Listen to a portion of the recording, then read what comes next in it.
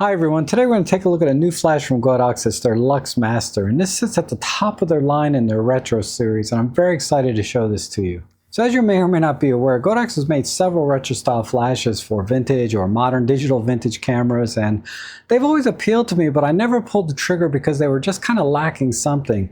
Mainly they were just full manual only, so you couldn't use TTL, and they were not compatible with the X wireless system, so they were a little bit awkward to use off camera. So full disclosure, Godox didn't actually ask me to review this unit. I contacted them to send this flash out to me at no cost to myself so that I could share it with you. And they're not going to see this video before I publish it, and as always I'll give you my honest and fair opinion. Now let's talk about some of the specifications and features of this flash, because ultimately it's a flash. So how does it compare, say, relative to one of their more mainstream products, like my favorite flash ever, the Godox V1? Well, in terms of light output, this has a guide number of 25. So what does that mean? Basically, this is about a stop and a half darker, ultimately at full power, than the Godox V1. The other thing you'll notice is that the reflector dish here has about twice the surface area of, say, the Godox V1. So in theory, you'll get softer shadows and nicer light fall off from this reflector dish. In practice, really you need to be pretty close to your subject. So I think if you're doing maybe some close-up photography or macro photography, this will ultimately give you a little softer light than this one. But for doing portraits and where you're at sort of normal distances, you're really not going to notice any difference in the softness of the shadows between these two. Now feature-wise, this is very similar to the Godox V1. First of all, it's compatible with the Godox X wireless trigger system, so you can fire this flash off camera wirelessly using any of their X triggers. So for example, the Godox X Pro or X Pro 2 like this one, or even the new Godox X3.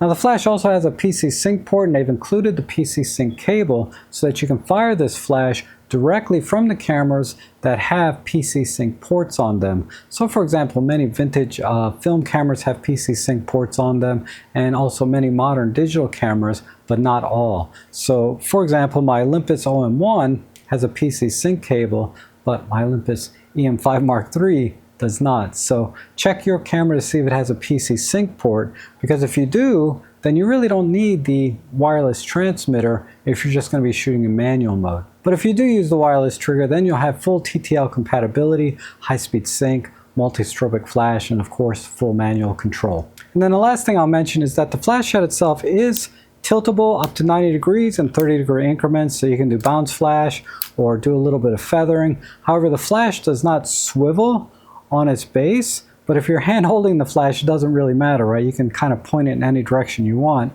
or even backwards if need be. All right, let's take a closer look at the OLED display. So to turn this on, you just push and hold the power button, and it's a two-step process. So I can now just swipe here with my finger, or I can just rotate the dial here, and that'll turn the flash on. I guess that's a safety feature for like if it's in your bag or something. And then I love this display. It's very bright, very clear. The large numbers, even with my dying eyes, I can see very clearly. We're at 1/16 and an eighth. And then we have the other information here, like we're in Group A, manual mode, and we have the speaker or beep turned on, and the battery level. And you can operate the OLED display directly by just swiping around. And there's a little bar here to let you know which way you can swipe. So in this case, I can swipe top down, and that'll take me into a sub-menu here, where I can change the mode here to multi or auto or TTL. But we'll go ahead and put this into manual mode, and then I'll just swipe back, and I can go into the wireless setting and change the group and the channel number very easily here. There's also an ID number, so it's fully compatible with all of the latest Godox radio triggers.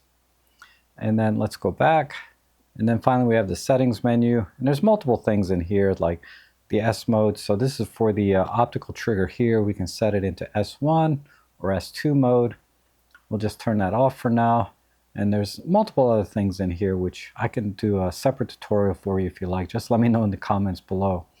Also, I don't have to operate this using the touchscreen. I can also use the buttons and dials here. So to go into the menu, I just push this button here, the menu button, and then I can kind of scroll with the wheel, select which one I want to go into, and then I just click on the wheel button here, and then I can select the group or channel or ID, select that, then go over here and change the channel. So you don't have to use the touch screen to operate, or get to any of the things in the menu.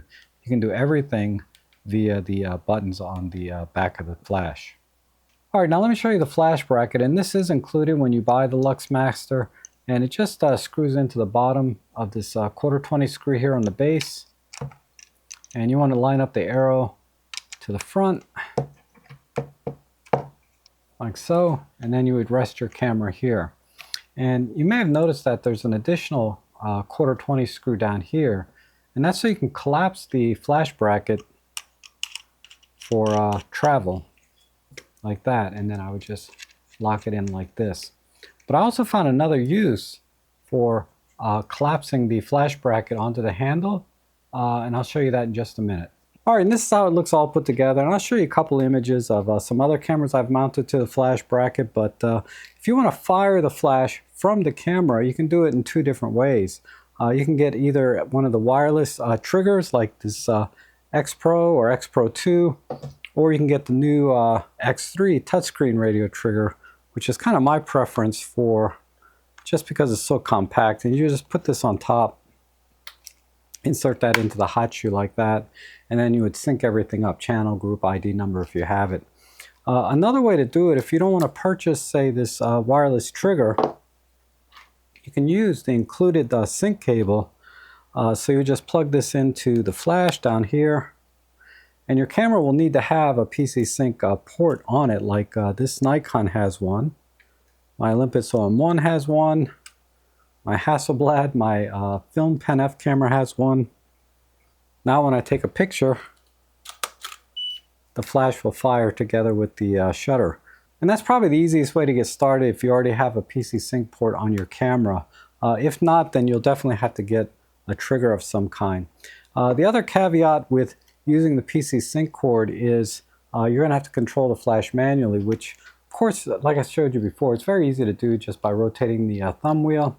Take a couple of test shots to get the power right, and then you can use that setting probably all night if you're doing an event or something. Now, I mentioned earlier that I found another use for this flash bracket, and that is when I fold it into the handle like this, I can now mount this into, say, one of the S1 or S2 Bones mount adapters more securely. So I'll go ahead and collapse the flash bracket onto the handle. I'll take the reflector off and I'll rotate the bulb up to this 90-degree position. And then now I can insert this into, in this case, this is an S1 bracket, but the S2 bracket is pretty much the same thing. And just tighten that. And now I can use this flash just like I would any other studio strobe flash. And because it's bare bulb now, I'll get a more even spread of light into any light modifier I might attach, or maybe I'm using a reflective or soft umbrella. But I'll just show you what it looks like with this Octabox here. Just be sure to set up the wireless channel and ID number and group before you put everything together like this. But I really don't think you should be trying to use this like in a studio setting. It's really best when it's mounted to a camera like this, whether it's your old film camera or a modern digital camera. And ironically, even though it's not small or discreet in any way, it's not intimidating to people. When I took this out to the event the other day, people were like, wow, that is so cool. Hey, take my picture, take my picture. And I was just having so much fun. And I think that's what this flash is really all about. It's fun over function, and it's definitely the flash I'm going to be taking with me going forward. Instead of my old boring V1, I'm going to use this when I'm taking pictures of my friends and family, or even professionally when I go out to events. And I think it makes a great gift for the photographer that has everything, or even as just a gift for yourself. So that's all I have for today. Thank you so much for watching, and I hope to see you again soon.